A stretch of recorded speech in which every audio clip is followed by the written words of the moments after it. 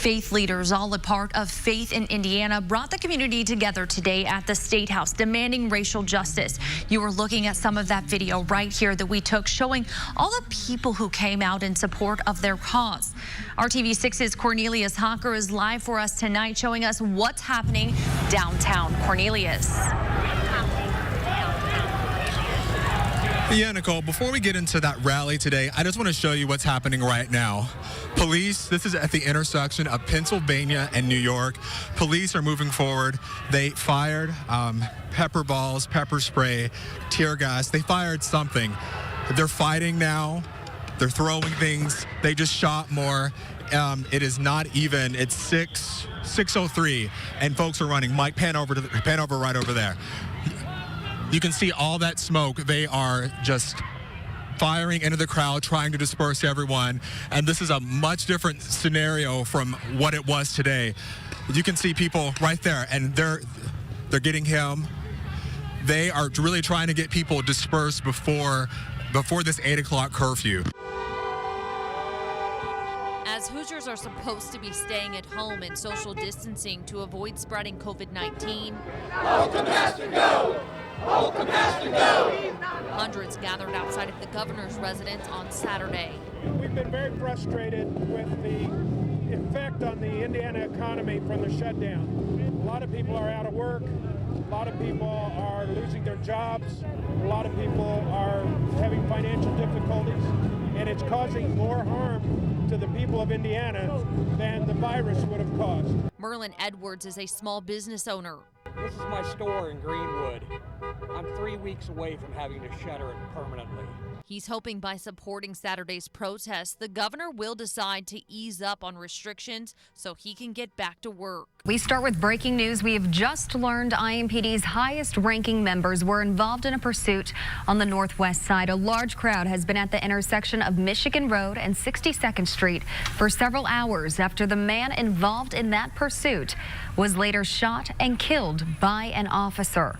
Police have not confirmed whether a Facebook Live video viewed and shared thousands of times shows the shooting as it happened. But RTV6's Cameron Riddle just learned new information from police. He joins us live. Cameron, what can you tell us?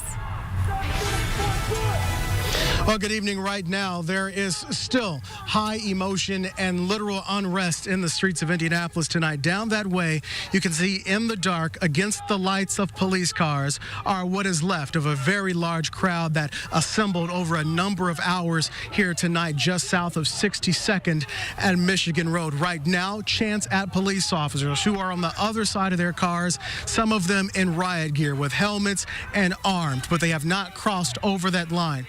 Mitch Navarre says he's no hero, but he may have saved a life today.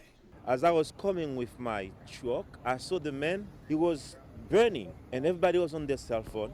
The first thing that came in mind, I just parked the truck and jumped the highway and went into the hill and tried to literally get the man out of that fire.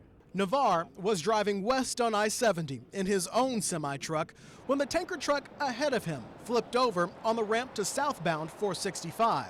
After running across multiple lanes of interstate traffic, Navarre spotted the driver of the crashed tanker truck with his clothes on fire. I wasn't just trying to be famous or to be on TV. In fact, when that happened, I just walked away. This man was burning. This man was actually fried. A lot of us use these scooters to get around town, but the next time you get on one, you're going to want to give it a good look over. I'll tell you why in just a few minutes. Since March 2020, a computer or phone screen is the closest many of us have been to a party or a club. You may know the name and voice of Jerry Wade, better known as the Lover Man on WTLC.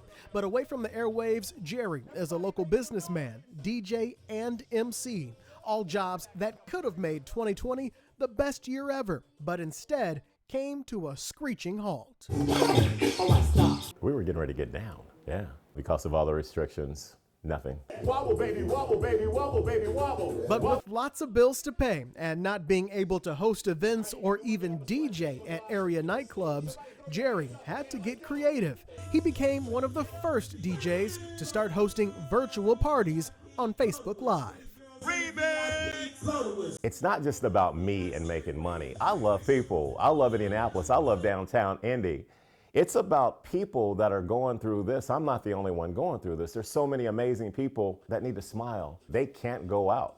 They can't dance. They can't listen to music out and hang out and have a drink with their friends. Although many animal shelters and humane societies are at capacity with dozens of other animals, Jennifer says rescue groups will always find a way to help you out if you come to them with an animal you no longer want, just like they did with these 5 puppies. We have a crazy foster parent who was willing to say, New Year's Eve, absolutely bring me 5, puppies that we don't know the health status of, that were just found in the woods. Back at Shannon's, these 5 little furballs are getting love and attention, and hopefully their story being shared will mean someone will think twice before dumping unwanted animals.